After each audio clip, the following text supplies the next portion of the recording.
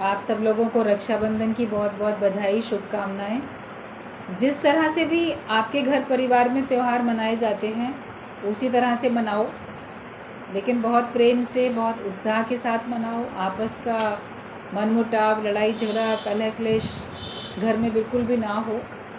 आनंद और शांति के साथ, प्रसन्नता के साथ त्यौहार मनाने अच्छे लगते हैं और वैसे ही मनाने भी चाहिए।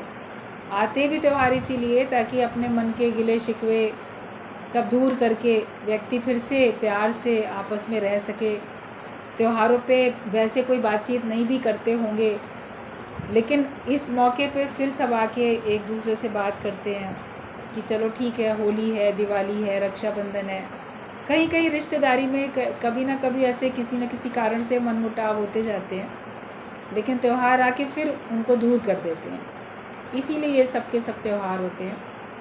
और अभी आज तो सब लोगों ने सवेरे ही मुहूर्त है, उसके बाद मुहूर्त नहीं है, तो इस वजह से सब लोग सत्संग को छोड़ के और अपने त्यौहार मनाने के लिए ज़्यादातर लोग चले गए हैं। तो ये उनकी अपनी अपनी भावना है। अंधविश्वास नहीं होना चाहिए, मनाने की कोई बात नहीं, अंधविश्वास नहीं होना चाहिए। प्रथम काम तो सत्संग है, और आप पहले मनाओ या उसके बाद। शुभ मुहूर्त तब तक है, उसके बाद नहीं है। तो अशुभ तो कभी भी नहीं है ना, हमेशा ही शुभ है। विशेष शुभ उतने बजे है तो आपके लिए तो हमेशा शुभ ही शुभ है। ज्ञानी के लिए तो हर चीज़ शुभ होती है। कोई किसी भी भावना से कभी भी कोई भी अच्छा कार्य करता है तो वो उसके लिए शुभ होता है। अच्छे कार्य के लिए कभी भी शुभ मुहूर्त नहीं देखो, क्योंकि आपकी भावना अच्छी है तो आपके लिए सब अच्छा है। मन चंगा तो कटौती में गंगा। ज्ञानी के लिए प्रथम ज्ञान है, उसके बाद कुछ और काम है। अगर ये बात समझ में आ चुकी है तो फिर आप मुक्त होकर जियोगे, वरना फिर रीति रिवाजों में बंधे, फिर दुनियादारी में बंधे। बंधन प्रेम का होना चाहिए, मगर बंधन फिर रीति रिवाजों का हो जाता है, लोकारीत का हो जाता है, देह से जुड़ने का हो जाता है, अपने को जीव भाव में लाने का, अज्ञानता से जोड़ने का हो जाता है। तो उसमें फिर कहीं ना कहीं बंधन है तो फिर अज्ञान आने लग जाता है। अज्ञान के कारण बंधन है, बंधन के कारण अज्ञान और प्रबल होता है। तो हमें अपने अपने बंधनों को काटना है। तो एक तरफ जग, एक तरफ हरि, मुझसे चुना न जाए। और बाहाँ पकड़ कोई मुझ अंधे को प्रभु की ओर झुकाए। हम बाहाँ पकड़ के कोई मुझे भगवान की तरफ झुका दे। भक्त की तो यही प्रार्थना होनी चाहिए। और जब ये प्रार्थना होती है भक्त की, सच्चे भक्त की, तो भगवान सुनते भी हैं। आपके हृदय से निकली हुई सच्ची पुकार परमात्मा तक अवश्य पहुंचती है। रक्षा करने वाला ज्ञान है। हर एक की ज्ञान से ही रक्षा होती है, क्योंकि परम प्रबल शत्रु हमारा कौन है? वो अज्ञान है। अज्ञान से बचाएगा तो ज्ञान बचाएगा। जिसकी अज्ञानता से रक्षा हो गई, ज्ञान ने रक्षा कर दी, तो उसकी तो हर बात से रक्षा हो जाएगी। अगर आप ज्ञानवान हो तो आपका कोई भी शत्रु नहीं है फिर तो। और जो अंदर के विकार थे ज्ञान से, वो भी सब समाप्त हो जाते हैं। आपके ऊपर कोई विकार हावी नहीं होता। अज्ञानता का नाश होना सबसे बड़ी बात है, उसी का नाश हो। और ज्ञान ही रक्षा करता है। कितना भी दुख हो, परेशानी हो, मुसीबत हो, उस समय ज्ञान के वचन काम में आके आपको परेशानी से, मुसीबत से बचा लेते हैं। सबने इस बात को महसूस किया हो कि जब भी कोई दिक्कत परेशानी आई है तो हमें उस उलझन से, दुख से, परेशानी से किसने बचाया? अंदर उठने वाले ज्ञान के वचनों ने बचाया। तो रक्षा करने वाला तो ज्ञान ही होता है। तो उसी को हम पहले उसकी सुरक्षा करें। भाई हम उसकी रक्षा करेंगे, वो हमारी रक्षा करेगा। अगर हम ज्ञान की रक्षा करेंगे तो ज्ञान हमारी रक्षा करेगा। अभी आप अपने धन की रक्षा करते हो तो धन फिर आपको, सुख समृद्धि उसके द्वारा आपको मिलती है। उससे आपको लगता है कि हमारी बहुत बातों से रक्षा हो गई, सर्दी गर्मी से और बहुत सारे भूख प्यास से, बहुत चीज़ों से रक्षा हो जाती है। तो धन को तो सुरक्षित करते हैं, क्योंकि वो उससे हमारा आगे सुख हमको मिलेगा। ज्ञान की भी रक्षा करो, क्योंकि इस ज्ञान से हमको आगे सुख मिलेगा, दुखों से हमारा हमेशा के लिए छुटकारा हो जाएगा। पहले समय में, पुराने ज़माने में, पिछले युगों में, चाहे वो सतयुग हो या त्रेता हो, द्वापर हो, तो शुरू में ये जो रक्षाबंधन का त्यौहार था, ये गुरु और शिष्य का ही त्यौहार था। तो जो गुरु होता था वो अपने शिष्यों को रक्षा सूत्र बांधता, और काफ़ी समय तक ये परंपरा पहले ज़माने में देखने में भी आती थी। जो भी घर के कुलगुरु होते थे या जो भी आपके घर में आपका पूजा पाठ कराने के लिए जो भी पंडित वगैरह आपके घरों में आते जाते थे, तो वो आके आपके घर में रक्षा सूत्र आप लोग को बांध के जाते थे। और ये गुरु का ही और शिष्य का ही मेन पहले होता था कि जो कुछ हमने तुमको ज्ञान दिया उसकी तुम रक्षा कर सको। अभी आपने अपनी कोई वस्तु किसी को दी तो वो उसकी रक्षा भी करे, ये भी तो देखते हो। बच्चों को आपने कुछ दिया तो वो जाएंगे मार्केट में, तो जो कुछ आपने उनको पकड़ाया है उसकी वो रक्षा भी तो कर सकें। जो सामान दिया, जो पर्स पैसा दिया, तो उसकी रक्षा भी तो कर सकें, इस लायक भी तो हों। वरना नादान अबोध बच्चे को आप धन दे के भेज दोगे या कोई भी सामान लेके भेजोगे, वो रास्ते में कहीं छोड़ सकता है, गिरा सकता है, कोई उससे छीन सकता है। तो इस बात की सावधानी आप पहले कर देखते हो कि जो कुछ मैं इस बच्चे को दे रहा हूँ, ये जाएगा मार्केट में तो इसको ये संभाल पाएगा कि नहीं। समझदार होता है तभी तो देते हैं या समझा के भेजते हैं। तो गुरु इतना कीमती ब्रह्म ज्ञान हमको देते हैं या हमको किसी भी प्रकार का ज्ञान देते हैं, तो उस ज्ञान की हम रक्षा कर सकें और वो ज्ञान हमसे भूले ना, उस ज्ञान को हम माया के रास्ते में चलते चलते छोड़ ना दें। तो इसके लिए वो गांठ लगा दी जाती है, रक्षा सूत्र बांध के गांठ लगाई जाती है। ये मेरी बात, मेरी शिक्षा को गांठ बांधो, इसको भूलना नहीं। कभी आप लोगों ने भी इस प्रकार से किया होगा, कभी किसी ने कहा होगा कि अपने आंचल में, दुपट्टे में कहीं ये गांठ बांध लो, घर जाके काम करना है या वहाँ जाके करना है, भूल नहीं जाना। तो कभी भूल गए होते हैं तो अच्छा वो गांठ देखी, हाँ ये ना इसलिए बांधी गई थी, तो वो काम आपको, भूला हुआ काम आपको याद आ जाता है। तो गुरु भी बांध देता था कि उसको देख के आपको ज्ञान याद आ जाए। लेकिन फिर आगे चलते चलते, जैसे पहले देवताओं की रक्षा के लिए भी बांधा गया, और भी सब युद्ध में जा रहे हैं तो रक्षा सूत्र बांधे गए। फिर द्वापर में कृष्ण भगवान को उनकी बहन ने बांधा, सुभद्रा ने बांधा रक्षा सूत्र। फिर ये परंपरा से, जैसे पवित्र त्यौहार है, एक पवित्र भावना होती है, गुरु और शिष्य की भी पवित्र भावना होती है, भाई और बहन की एक पवित्र भावना होती है। अच्छे संस्कार हैं, मर्यादा है, शास्त्रों का ज्ञान है, उचित क्या करना है क्या नहीं करना है इसका आपको उचित ज्ञान है। तो आपके लिए ये संबंध बहुत पवित्र है, भाई और बहन का संबंध बहुत पवित्र है। वरना तो कलयुग में रिश्ते बड़े कलंकित होते हैं। सगे भाई, सगे पिता या और अपने रिश्तेदारी के लोग, वो ही मर्यादा का नहीं कई बार ख्याल रखते हैं। इस प्रकार के बहुत सारे उदाहरण पेपर में कई बार आते रहते हैं, कितने पाप होते हैं, कितने अपराध होते हैं। लेकिन ये बहुत ही पवित्र बंधन है, रक्षाबंधन। गुरु और शिष्य का भी बड़ा पवित्र बंधन है, लेकिन कलयुग में गुरु और शिष्य के पवित्र बंधन को भी कलंकित करने वाले बहुत ऐसे लोग होते हैं जो इस प्रकार का गलत काम करते हैं, पाप करते हैं, अपराध करते हैं। वास्तविकता में तो ये बहुत पवित्र है और हमें इस त्यौहार की पवित्रता को बनाए रखना है। अपने मन में शुद्धि हो, मन में सरलता, स्वच्छता हो, समझदारी हो, ज्ञान का प्रकाश हो हमारे पास, फिर आपके लिए सब बहुत अच्छा है।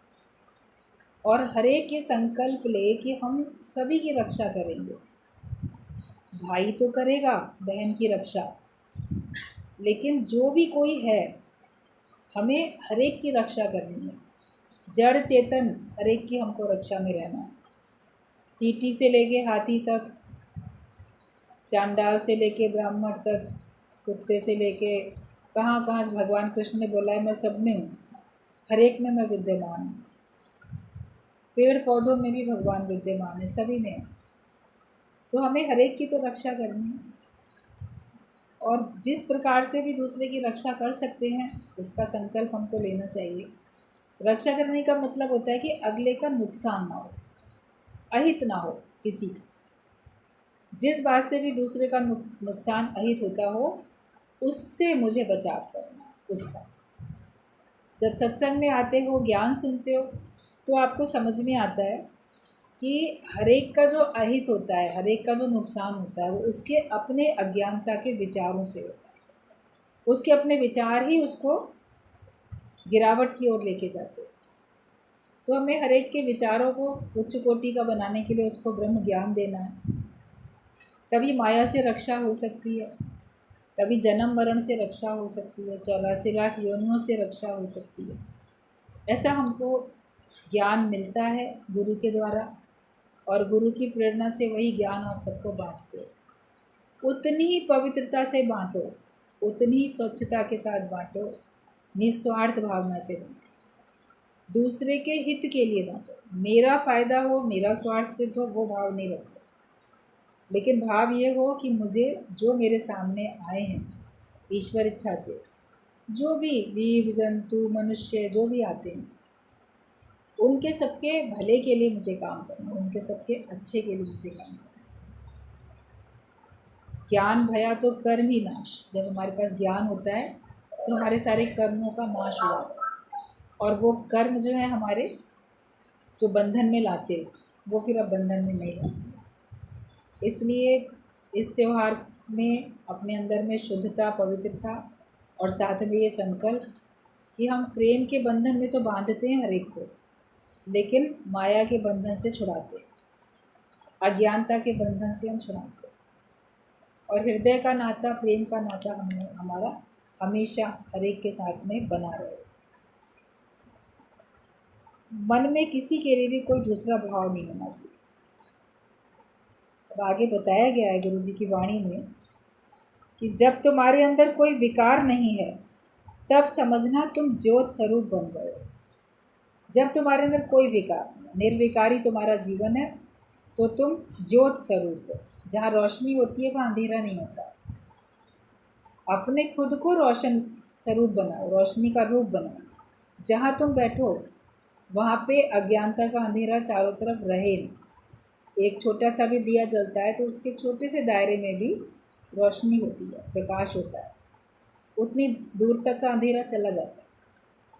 तो इसके लिए जहाँ बैठो वहाँ पे ज्ञान का प्रकाश पहले ही तुम्हारे से, अपने को ज्ञान स्वरूप, ज्योत स्वरूप अपने को बना के रखो, और जलते हुए दिए के बीच में बैठो चारों तरफ, तो तुम्हारे नीचे का अंधेरा भी दूर हो जाए।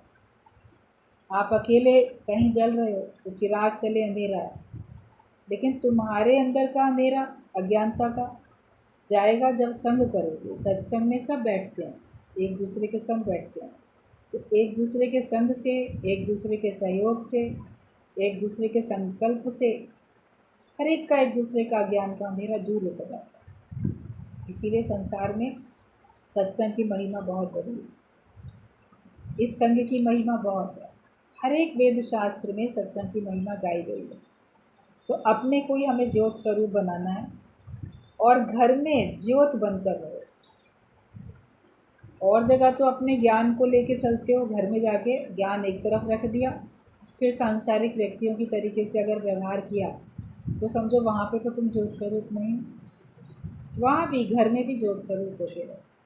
कहीं भी किसी के बीच नहीं बैठो, अपने सच्चे स्वरूप को याद करके बैठो, कि तुम घर में भी ज्योत बन के रहना।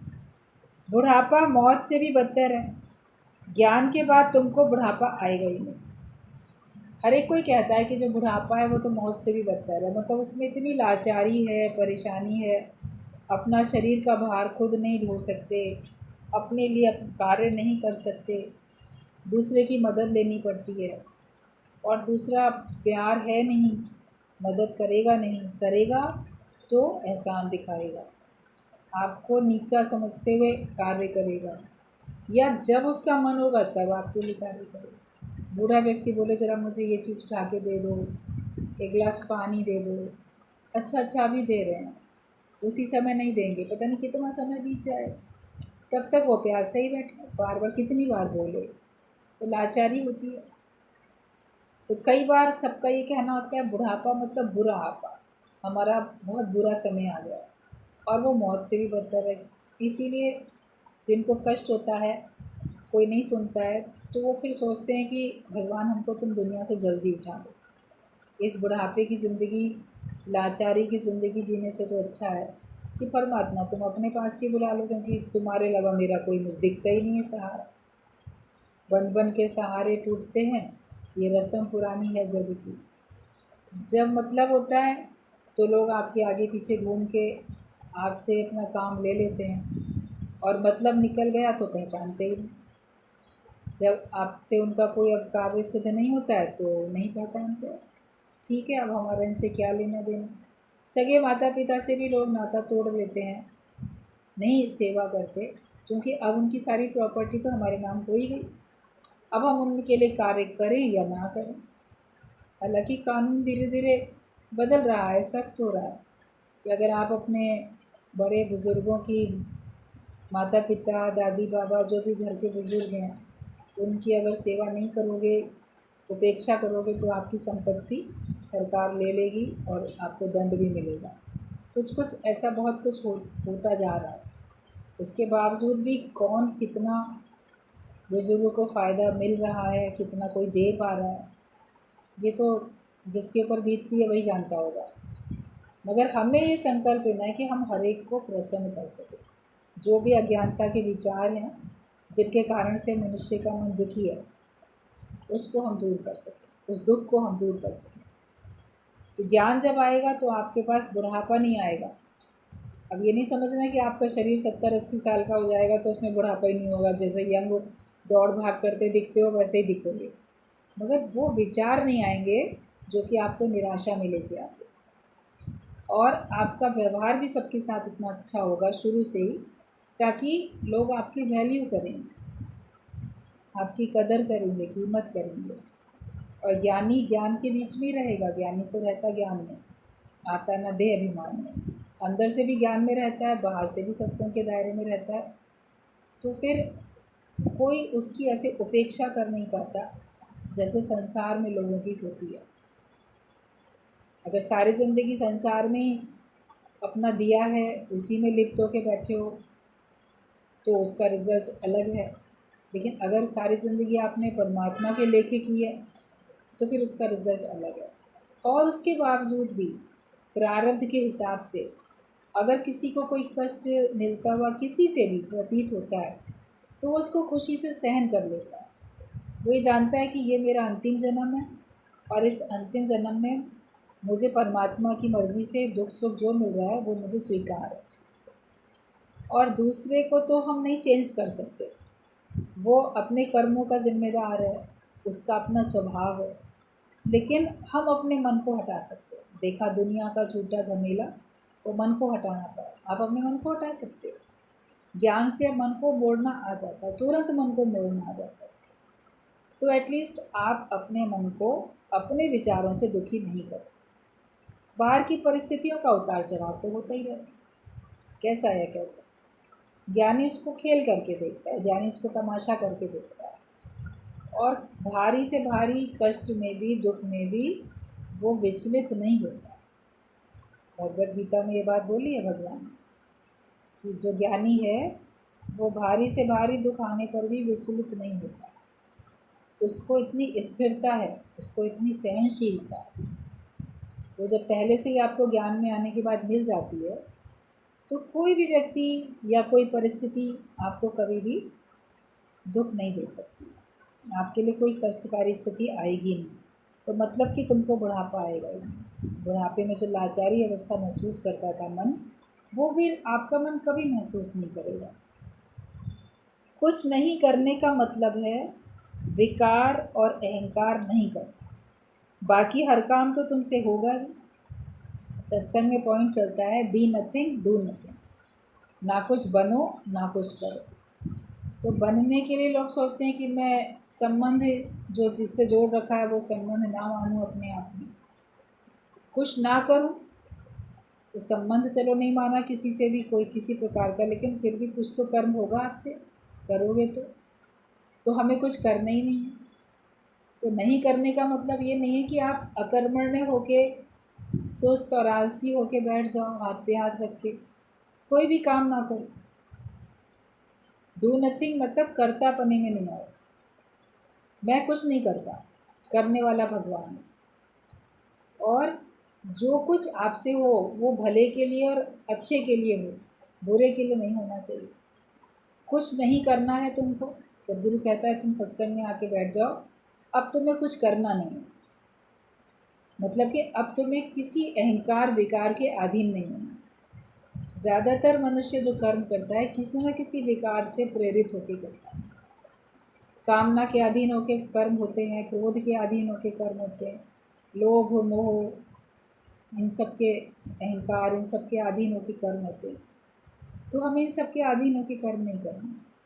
हम स्वाधीन अंतःकरण वाले बने और हम ईश्वर की मर्जी से हमसे कार्य हो। जीव भाव में रह के कर्म नहीं करना है। मैं हूँ नहीं कुछ तो मैं क्या करूँगा। बाकी तो भगवान ने दुनिया में भेजा है संसार में, तो सबका भला करने के लिए भेजा है। अपना भी भला करो, दूसरे का भी भला करो, गुरु से ज्ञान पक्का करो, ज्ञान के अनुसार खुद भी चलो, औरों को भी चलाओ ज्ञान के अनुसार। तो कुछ नहीं करने का मतलब ये नहीं है कि आपको कुछ काम अब करना ही है, नौकरी नहीं करनी, बिजनेस नहीं करना, घर के काम नहीं करने, क्या नहीं करना। कोई बोलेंगे अब हमको सत्कर्म भी नहीं करने, सत और बद का त्यागी बन गए, बदकर्म तो नहीं करने थे, हमको सत्कर्म भी नहीं करना। तो फिर क्या करोगे? कुछ तो करोगे। ज्ञानी से तो अच्छे ही कर्म होंगे। अहंकार नहीं करो उसमें। बाकी हर काम तो तुमसे होगा ही। और कुछ बनना नहीं माना, शरीर से कुछ नहीं बनना। कोई रिश्ता संबंध अपने में नहीं मानो। अगर अपने में रिश्ता और संबंध मान के बैठे हो, मैं फलानी हूँ और मुझे इस वजह से ये कर्म करना है, तो उससे अपने को उपराम करो। मैं हूँ ही नहीं वो जिसकी वजह से मुझे वो कर्म करना है। किसी संबंध से बंध के कोई कर्म नहीं करो।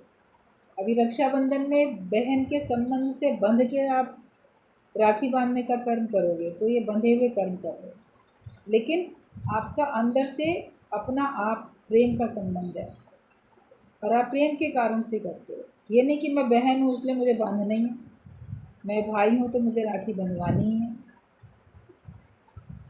नहीं जाऊँगा राखी बंधवाने तो बहन सोचेगी इसने भाई ने मेरे से नाता तोड़ दिया, या बहन नहीं आएगी राखी बांधने के लिए तो भाई सोचेगा इसने नाता तोड़ दिया। किसी बात से बंध के नहीं हो, किसी रिश्ते में बंधे फिर हमने कर्म किया, मगर हम प्रेम के बंधन में हैं। सबके साथ प्रेम का व्यवहार है, अपनेपन का व्यवहार है। और उस प्रेम को और बढ़ाने के लिए, उस प्रसन्नता को और बढ़ाने के लिए, उस प्रेम को बनाए रखने के लिए सब रीति रिवाज हैं, त्यौहार, उनको आप भले मनाओ, लेकिन ज़बरदस्ती बंध के नहीं। उस बात के साक्षी आप लोग अपने अपने खुद बनोगे, कोई दूसरा नहीं बनेगा इस बात का साक्षी। आप बनोगे जो भी कर्म किया वो बंध के किया या प्रेम से किया, विकार के अधीन होके, मोह के अधीन होके किया, लोभ के अधीन होके किया या प्रेम के अधीन होके किया। ये हर एक अपना अपना साक्षी खुद है।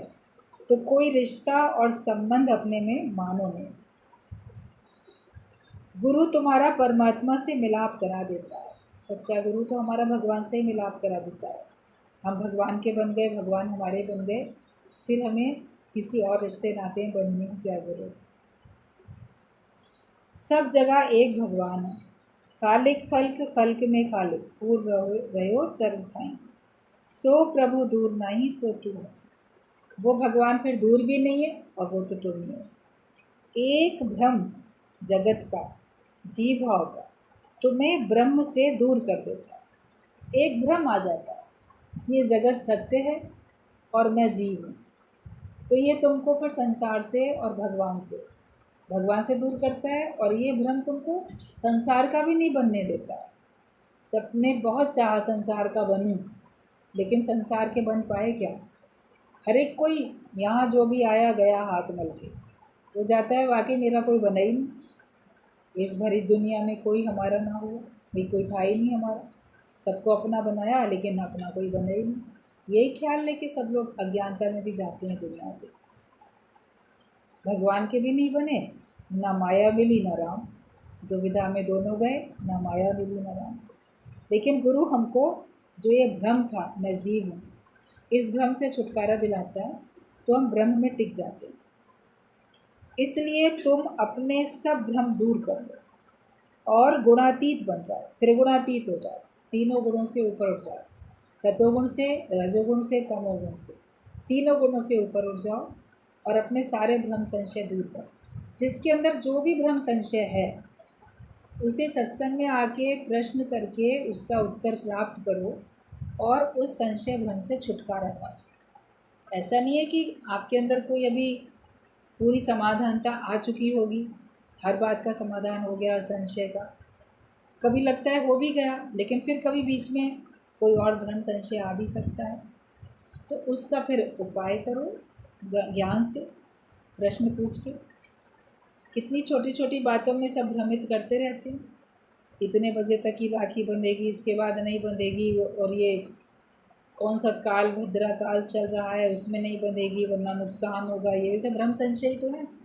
फिर इन सब भ्रम संशय में अगर बंध गए तो ब्रह्म कहाँ हुए?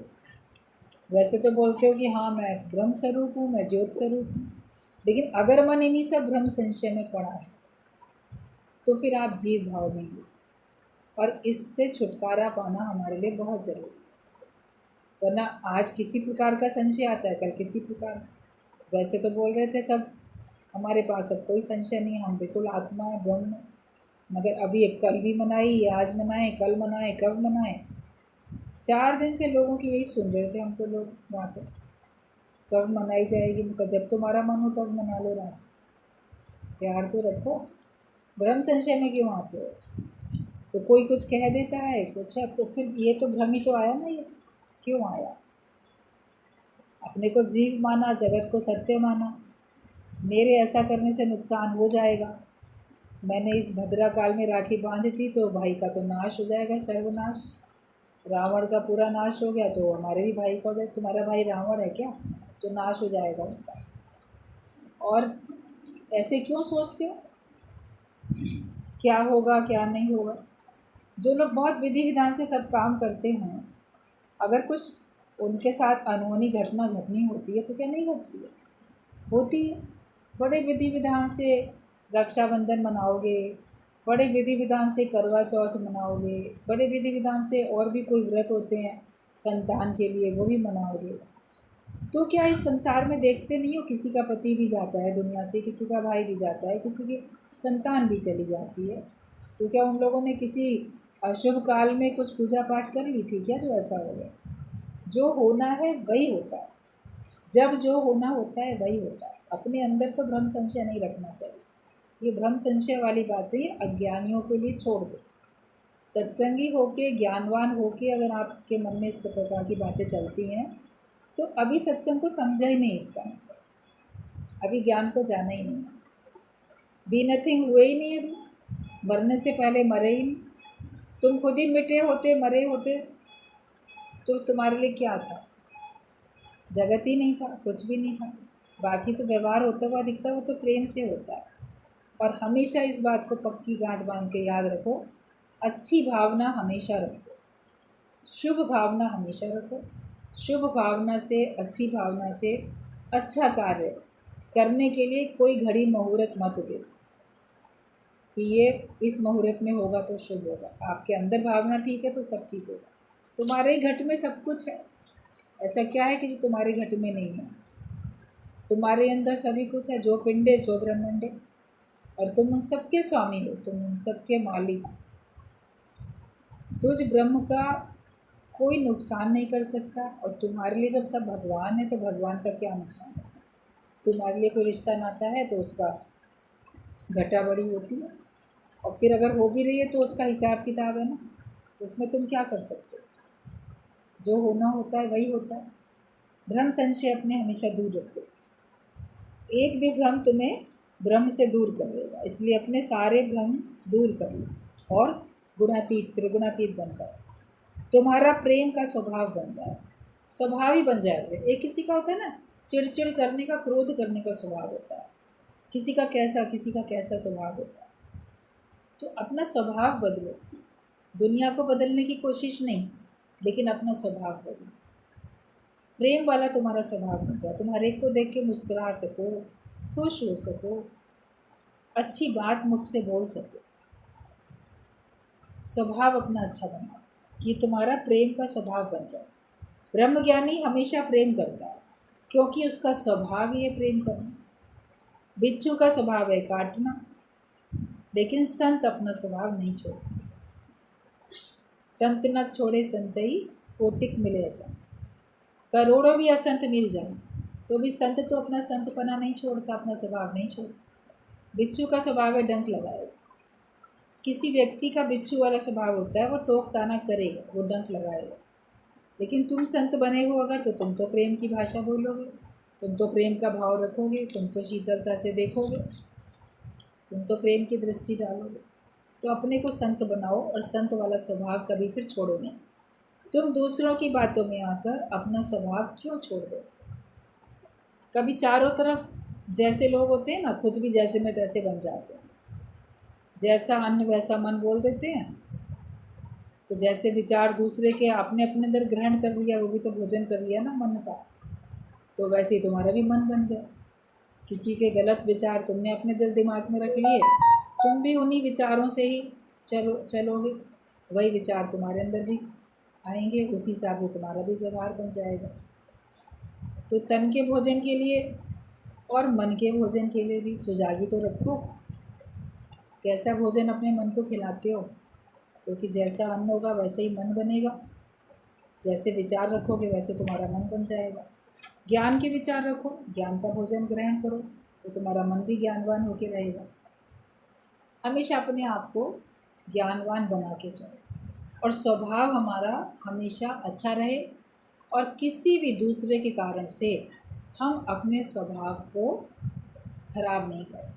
हमारा संत वाला, हमारा प्रेम वाला स्वभाव होना चाहिए कि किसी दूसरे के बातों में आकर अपना स्वभाव क्यों छोड़ देते हो।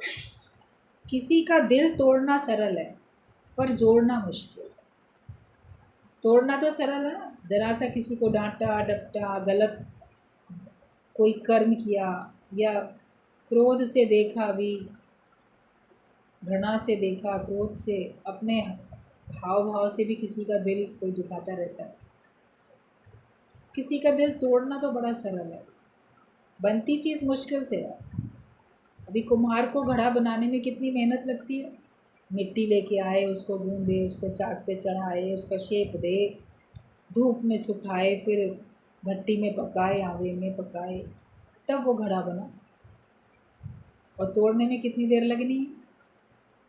एक ज़रा सी ठसक, चटक गया, टूट गया।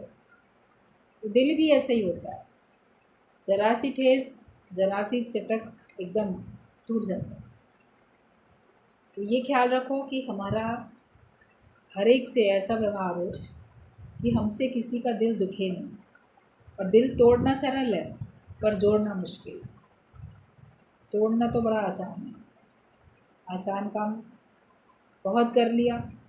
अभी थोड़ा बड़े हो गए हो, मैच्योर, कठिन काम करो, टूटे दिल को जोड़ने का काम करो। तुम कोई भी कर्म अपने बनाओ नहीं, कर्मों को स्टॉप करने में ही तो मेहनत है। जो बहादुर है वो स्टॉप कर सकता है। कर्म बनाने बड़े आसान है, कहते नित्य नित्य कर्म नए बन जाते, मन वाणी और तन से। रोज़ रोज़ हमारे कर्म बन जाते हैं, मन से भी, वाणी से भी, तन से भी। आसान है, लेकिन अपने को कर्मों से छुड़ाना, उससे स्टॉप करना, रोकना, उसमें बल लगाना पड़ता है। कोई भी विचार मन में उठा, बोलो ये मेरा अच्छा कर्म बन रहा है, बुरा कर्म बन रहा है, क्यों बन रहा है, इसका फल भुगतना पड़ेगा। वाणी से बोलने से पहले सोचो, 32 दांतों के भीतर एक ज़बान है। एक शब्द मुंह से निकालने से पहले सोच लो, ये बोलने से मेरे अच्छे बुरे कौन से कर्म बनेंगे। दिल किसी का जुड़ेगा कि टूटेगा। ध्यान रखो, शरीर से भी कर्म करने से पहले सोच लो। पहले सुजागी, पहले सावधानी होनी चाहिए। बाद में होश आया तो क्या, एक्सीडेंट होने के बाद आप सोचो हाँ तब ऐसा कर लेते, तो पहले ही ब्रेक लगा लेते। हमें ब्रेक लगाना भी तो आना चाहिए। तो जो बहादुर है वो ही अपने कर्मों को स्टॉप कर सकता है। सच भी बोलो तो प्रेम से। सच बोलते हैं वो भी ऐसा कि दूसरे को बुरा लगता है। तो सच भी बोलो तो प्रेम से बोलो, जिससे दूसरे को कष्ट ना हो। तुम जैसा बीज डालोगे उसी का अंबार तुम्हें मिलेगा। ये हमेशा ध्यान रखना। जो कुछ आज तुम्हें मिल रहा है उसके ज़िम्मेदार तुम ही हो। तुम ही नहीं उसी प्रकार के कभी कर्म किए हैं इस जन्म में या पिछले किसी जन्म में, जिनका फल हमको आज मिल रहा है। आज हम जैसा करते हैं वैसा हमको अभी या कभी मिलेगा ही मिलेगा। तो जैसे बीज तुमने डाले हैं वही अंबार होके मिले। एक बीज डालेंगे तो उससे अनेक मिलते हैं।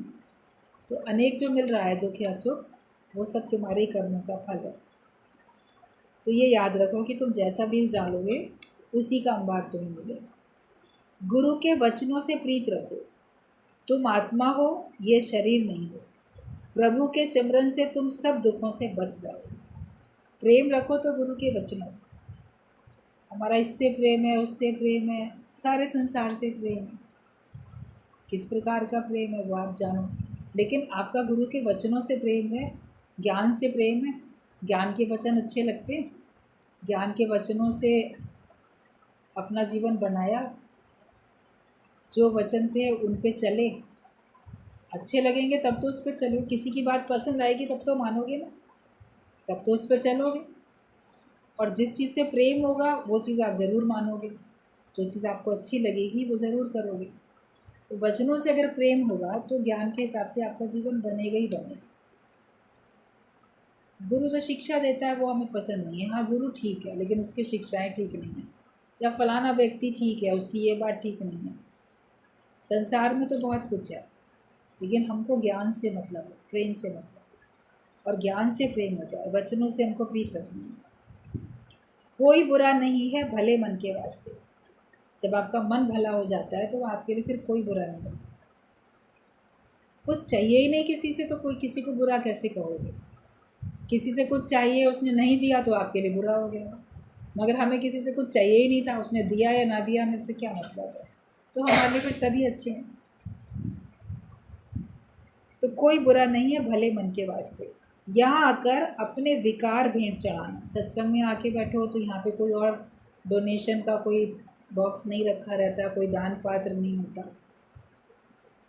कोई भेंट चढ़ावा चढ़ाने के लिए आपको प्रेरित नहीं किया जाता है।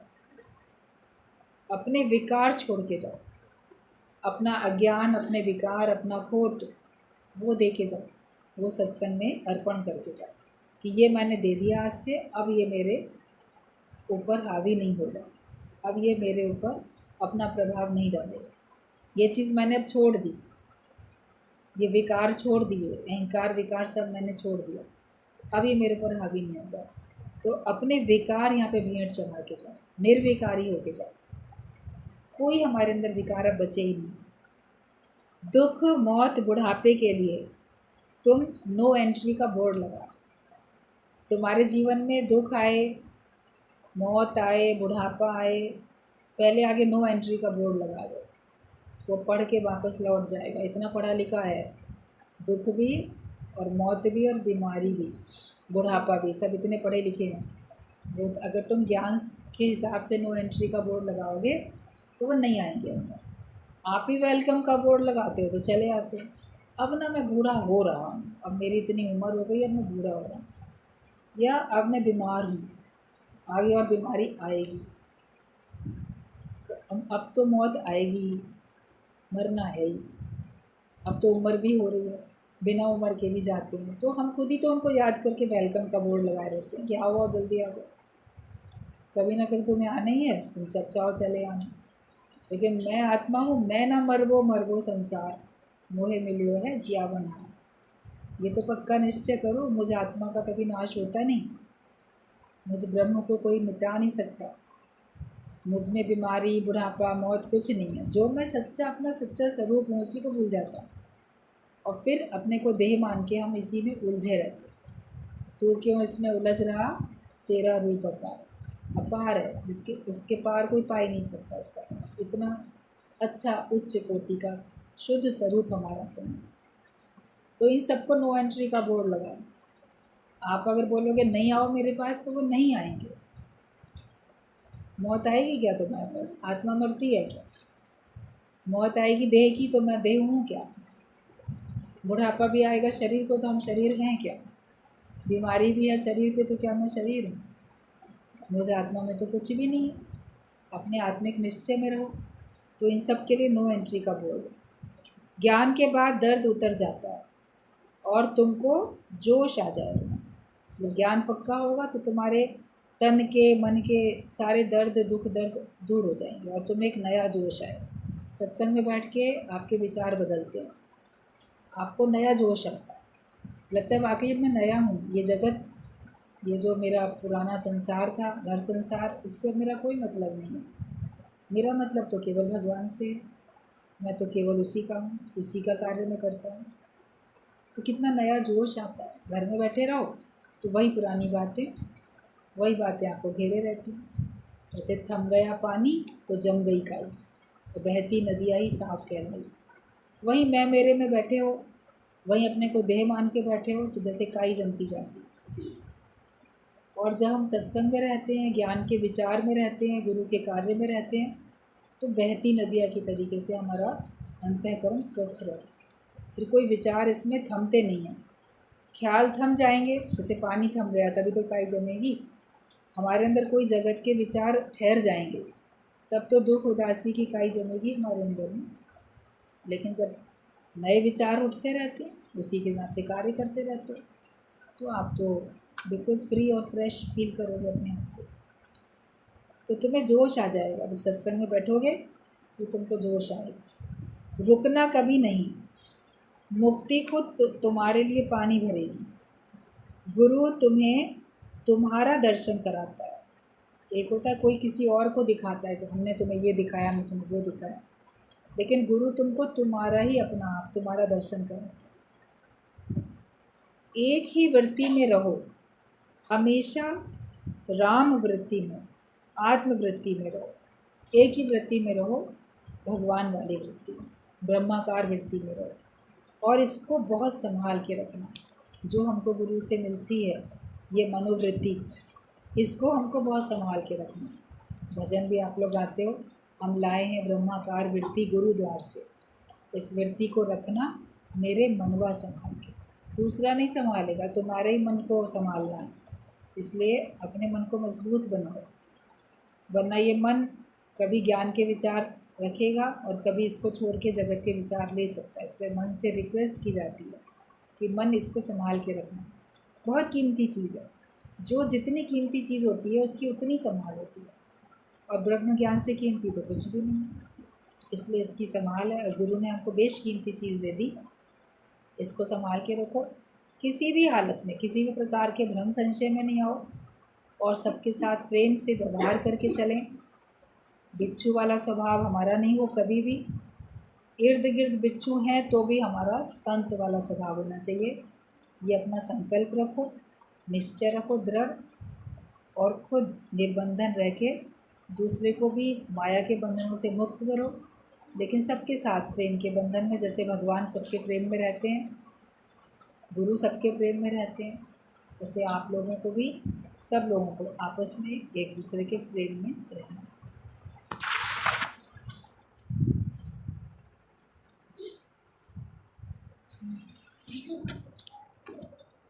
बताइए जोशी जी।